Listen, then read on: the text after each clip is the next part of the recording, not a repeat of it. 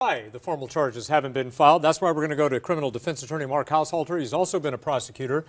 Doesn't the DA need, not necessity, but pretty much need, the boys to cooperate? Yes, they do, but this came out somehow. We don't know yet how it came out. It could have been texting. It could have been the teachers talking. What we do know is when the school teachers reported it, and that they're mandatory reporting, so they heard something inappropriate happen. What did they do? They did the right thing. They went to law enforcement or to the school board, and it got to law enforcement. But different tools that sometimes law enforcement use is what we call a pretext phone call. Pretext phone call is when you have the victim call the defendant and you try getting a confession or an admission. And this is a gold mine for law enforcement. And it doesn't violate any of the wiretapping laws because they're doing it for law enforcement for victims. So they'll call up someone and say, hey, wasn't it a great time? And then you have the defendant say something like, yeah, it was a great time. What do you have? You have an admission. You have a confession. We don't know if that happened. We don't know. We don't know. No. These are tools that law enforcement may use. Let me ask you about the two different women. You have Michelle Girelli, 30 years old, Melody Lippert, 38. The older teacher has a $20,000 bail, the younger $50,000. What's the difference here?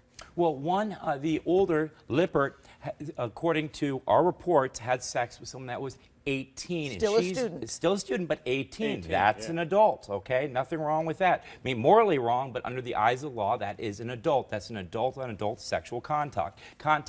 However, what they're charging with is contributing to a delinquency of minors. That's bringing the alcohol into conspiracy to contribute to the delinquency of minors. Again, setting up the second party, bringing the booze, and that's what they're charging her with. And teacher number two, though, has the $50,000 bail. Why is hers higher? Hers is higher because she has alleged sexual conduct with a minor, someone under the age of 18, so the bail is going to be higher. All right, now the reason that I prefaced my question with, doesn't the prosecutor need the boys to cooperate? I'm not saying that the boys wouldn't, but there exists, doesn't there, a double standard in society when a woman abuses or has sex with an underage male as opposed to the other way around.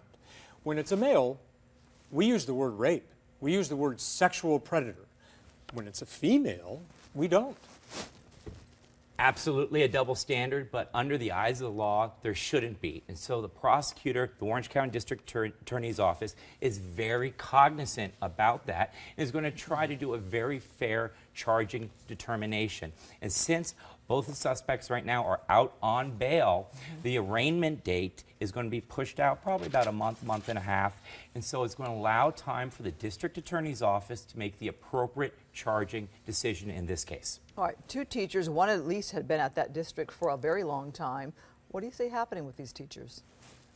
Lack of supervision, and I'm going to tell you one thing, it will be a field day for whatever civil attorneys get this case, because this is a third incident. We had the wrestling coach 2 weeks earlier, and now these two teachers. I don't know what the heck's going on in Orange County. But the attorney's not going to go after the teachers. The attorney's going to go after the school district, right? I think the attorneys are going to go after whoever they can.